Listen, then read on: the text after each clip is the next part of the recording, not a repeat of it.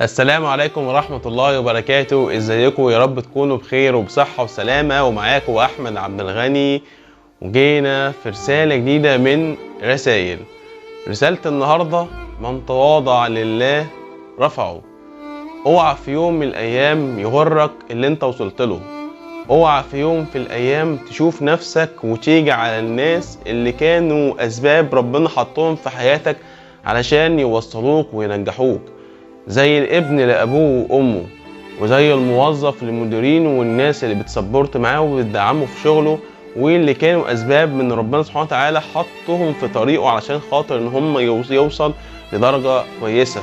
وافتكر دايما إنه اوعى يغرك اللي انت وصلت له، سواء من مال أو علم أو أيا كان، لأن المال مهما أوتيت من أي شيء من علم ومن مال فهو قليل جدا جدا جدا باللي موجود عند ربنا.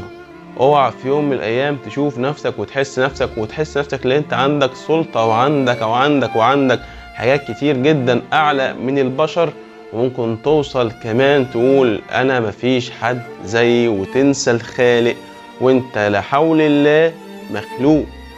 اوعى في يوم من الايام تنسى فضل الله سبحانه وتعالى، ثم فضل الناس اللي كانوا أسباب من ربنا سبحانه وتعالى ليك. ومن تواضع لله رفعه.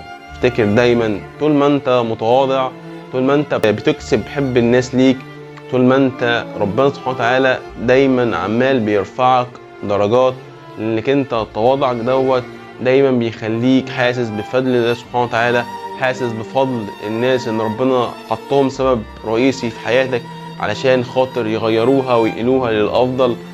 اوعى في يوم من الأيام تشم نفسك على الناس اللي كانوا جنبك وكانوا قريبين منك.